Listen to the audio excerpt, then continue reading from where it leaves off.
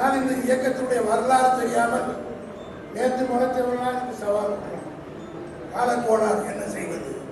ஆனால் ஒன்று, இந்த கட்சியை எதிர்த்தவன் அல்லது எதிர்க்க நினைத்தவன் மண்ணோடு மண்ணாகி போயிருக்கிறார்கள். தமிழ்நாட்டு மக்களுக்கு இந்த இயக்கம் செய்திருப்பதை யாரும் மறந்துவிட முடியாது. நேற்று ஒருவர் அதிகமாக பேசுகிறார், மன்னர் ஆட்சி என்றெல்லாம் பேசுகிறார். இன்னைக்கு தமிழ்நாட்டை அவருக்கு இருக்கிற வைத்தியத்திலே என்னவென்று கேட்டால், திராவிடம் திராவிடம் என்ற சொல் எங்கு பார்த்தாலும் ஒழிக்கிறதே.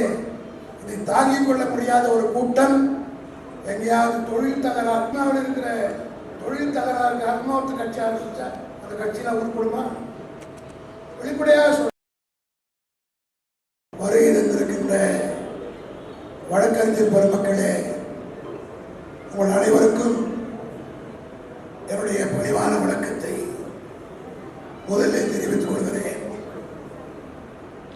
சட்டத்துறை குறிப்பாக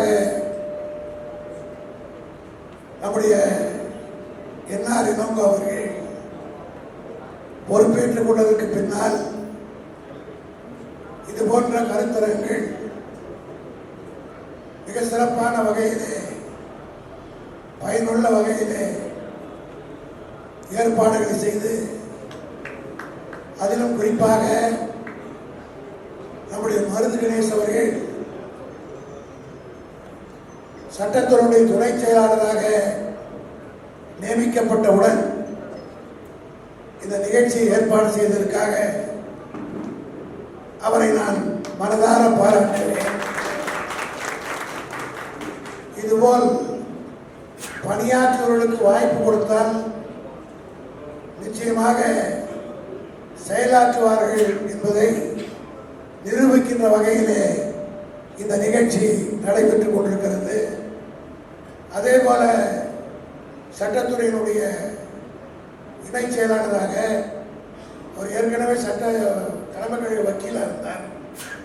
ஆனால் சரியாக பணியாற்றவில்லை என்றாலும் கூட அவருக்கு சட்டத்துறை இணை செயலாளர் பொறுப்பு கொடுத்தவுடன் அந்த பொறுப்புணர்ச்சியோடு அவருடைய மண்டலத்துக்கு உட்பட்ட டெல்டா பகுதியிலே நாளைய தினம் இதே போல ஒரு கருத்தரங்கம் நடைபெறுவதாக இருந்தது.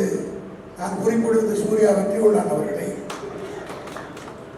ஆக புதியவர்களுக்கு வாய்ப்பு கொடுத்தால் நிச்சயமாக புதிதாக இல்லை, புதியவர்கள் பழையவர்களுக்கு புதிய பதவி கொடுத்தால் இப்படி செயலாற்றுவார்கள் என்பதற்கு இப்படிப்பட்ட நிகழ்ச்சிகள் மிக சிறப்பாக ஏற்கனவே ரவிச்சந்திரனை போன்றவர்கள் சட்டத்துறையில் இருக்கக்கூடிய மற்றவர்கள் எல்லாம் சிறப்பாக பணியாற்றக்கூடியவர்கள் என்றாலும் கூட எனக்கு நான் அமைப்பு செயலாளராக ஏறத்தாழ 10-11 ஆண்டு காலம் பணியாற்றினாலும் கூட இன்னும் இந்த துறையின் மீது எனக்கு இருக்கிற பற்றும் பாசமும் போகவில்லை. அதற்கு காரணம் இதுதான், கழக தோழர்களை காப்பாற்றுகிற ஒரு மருது கணேசன் குறிப்பிட்டதை போல நம்முடைய தலைவருக்கு இன்றைக்கு நினைவிடம் பெற்றுத்தரப்பட்டிருக்கிறது என்று சொன்னால் இந்த சட்டத்தினுடைய சாதனை என்பதை யாரும் மறக்க முடியாது. இங்கே என்னை அறிமுகப்படுத்துகிற போது கூட ஜெயலலிதாவை பற்றி சொன்னார். தயவுசெய்து இனிமேல் விட்டுருங்க. காரணம் என்ன, புது எதிரிகளை நான் தேடிக்கொள்ள விரும்பவில்லை. காரணம், சில இடங்களில் போகிற போது அந்த அம்மா மேலே பாசம் உள்ளவர்கள் இவன் தானே அவன் பார்க்கிறார்கள். ஆகவே அந்த அம்மா யாரு அவர்களே மறந்து விட்டார்கள்.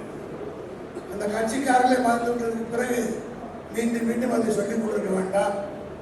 இந்த சட்டத்துறை விழா நடத்துகிற போது உள்ளபடியே நான் மகிழ்ச்சியோடு தெரிவிக்க விரும்புகிறேன்.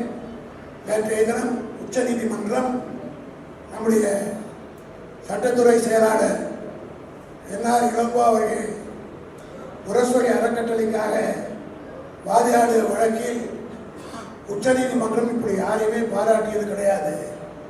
திராவிட முன்னேற்ற கழகத்துடைய நம்மை முரசொலியினுடைய நிர்வாகத்தை அதன் சார்பாக வழக்கு தொடர்ந்த என்னை மிக சிறப்பாக உச்ச நீதிமன்றத்துடைய நீதிபதிகள் பாராட்டியிருக்கிறார்கள் என்று சொன்னால் அதுதான் நம்முடைய துறைக்கு கிடைத்திருக்கிற மரியாதை.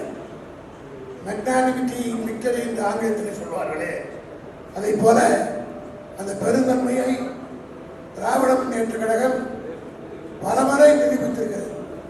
ஆனால் இந்த இயக்கத்தினுடைய வரலாறு தெரியாமல் நேற்று முளைத்தவர்களால் இந்த சவால் காலக்கோளாறு என்ன செய்வது. ஆனால் ஒன்று, இந்த கட்சியை எதிர்த்தவன் அல்லது எதிர்க்க நினைத்தவன் மண்ணோடு மண்ணாகி போயிருக்கிறான். வரலாறு சாபப்படவில்லை, வரலாறு.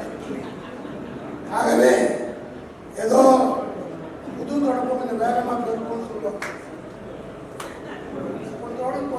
தொடக்கம் கொஞ்ச நாள் தேய்ச்சிடும். ஆனால் தமிழ்நாட்டு மக்களுக்கு இந்த இயக்கம் செய்திருப்பதை யாரும் மறந்துவிட முடியாது. நேற்று ஒருவர் அதிகமாக பேசுகிறார், மன்னர் ஆட்சி என்றெல்லாம் பேசுகிறார். அடிப்படையாக சட்டத்துறை என்பதற்காக சொல்கிறேன். எல்லாம் கான்ஸ்டிடியூஷனல் எக்ஸ்பர்ட்ஸ் எல்லாம் இருக்கிறார். திமுகவுக்கு இருக்கிற பெருமையே திமுகவில் இருக்கிற தலைவராக இருக்கக்கூடியவர் ஒரு டெசிக்னேட்டட் சீனியர் அட்வொகேட் விடுதலை நம்முடைய என்ஆர் வில்சன் ஏறத்தாழ 10-15 சீனியர் அட்வொகேட்டை கொண்ட ஒரே இயக்கம் திராவிட முன்னேற்ற கழகம் என்பதை நான் பெருமையோடு தெரிவித்துக் கொள்கிறேன். அப்படிப்பட்ட நாம் நேற்று ஒருவர் பேசுகிறார், மன்னராட்சி குடியரசு நாடு. தேர்தலில் நின்று 18 வயதுக்கு மேற்பட்டவர்கள் ஓட்டு போட்டு ஒருவரை தேர்ந்தெடுத்து அப்படி மெஜாரிட்டியாக வருகிற ஒரு கட்சி தான் நாட்டை ஆள வேண்டும் என்பது சட்டம். இது கிடது தெரியாம சில முட்டா பயிர்கள்லாம் பேசுகிறார்கள். அடிப்படை ஆக அந்த அரசியல் சட்டத்தினுடைய அடிப்படையிலே தான் இன்றைக்கு நம்ம ஆளுகிற முதலமைச்சராக இருக்கிற தளபதியானாலும் சரி அல்லது துணை முதலமைச்சர் உதயநிதி ஸ்டாலினாலும் சரி மக்கள் மத்தியிலே சென்று வாக்குகளை பெற்று மெஜாரிட்டி கட்சியின் மூலமாக ஆட்சியில் அமர்ந்திருப்பவர் என்பதை புரிந்து கொள்ள வேண்டும். இதெல்லாம் நாம் தான் சொல்லணும். இன்னைக்கு தமிழ்நாட்டை அவருக்கு இருக்கிற வைத்தியத்திலே என்னவென்று கேட்டால் திராவிடம் திராவிடம் என்ற சொல் எங்கு பார்த்தாலும் ஒழிக்கிறதே. இதை தாங்கிக் கொள்ள முடியாத ஒரு கூட்டம் எங்கேயாவது தொழில் தகராறு பேசுறத பார்த்தா சினிமாவில் இருக்கிற தொழில் தகராறு அர்மாவத்து கட்சி ஆரம்பிச்சா அந்த கட்சியெல்லாம் உருப்படுமா? வெளிப்படையாக சொல்றார். சினிமாவை ஒரு குறிப்பிட்ட கையில் போயிருக்கிறது. ஆக அவர் கட்சிக்காக மக்களுக்காக வரல, தொழில் ரீதியாக ஏற்பட்ட ஒரு போட்டியின் காரணமாக கட்சி ஆரம்பித்தவர்களெல்லாம் தொழில் செய்து அரசியலை தொழிலாக கொண்டிருக்கிறவர்கள் சில பேர் தொழிலாக்க வேண்டும் என்று நினைக்கிறார்கள். ஆனால் திராவிட முன்னேற்ற கழகம் தான் சமுதாயத்திற்காக பாடுபட்டது என்பதை இந்த தலைப்புகள் எல்லாம் இங்கே இருக்கிறது. அந்த தலைப்பின் கீழ் உரையாற்ற இருக்கிறார்கள். அவர்களுக்கெல்லாம் வழிவிட்டு இந்த நிகழ்ச்சியை ஏற்பாடு செய்த அனைவருக்கும் என்னுடைய பாராட்டை தெரிவித்து தொடர்ந்து சட்டத்துறைக்கு தான் இது ஒரு சேலஞ்ச். நாம் தான் மக்கள் மத்தியிலே கொண்டு போய் சேர்க்க வேண்டும். எல்லாரும் எடுத்திருக்கிற முயற்சி உள்ளபடியே மண்டல வாரியாக குறித்து மண்டல வாரியாக இப்படிப்பட்ட கருத்தரங்களை நடத்துவதற்கு ஏற்பாடு செய்திருக்கிறார். ஆக அமைப்பாளர்களாக நியமிக்கப்பட்டவர் ஒவ்வொருவரும் அவரவருடைய மாவட்டத்திலே இது ஏற்பாடு செய்து இதே போல நிகழ்ச்சிகளை நான் நடத்தினால் ரொம்ப பெருமையாக இருக்கு. அறிவகத்தில் நான் பல கொடுத்து வந்திருக்கேன். நான் முதல்ல வந்து உட்கார மண்டபம் காலியாக இருக்கும், பேசி முடிக்கும் போது தான் மண்டபம் ஃபுல்லாக. ஆனால் இந்த கூட்டம் மண்டபத்துக்குள் தூங்குவதற்குள்ளாகவே கூட்டம் கூடியிருக்கிறதுனா அதான் டிசிப்ளின்.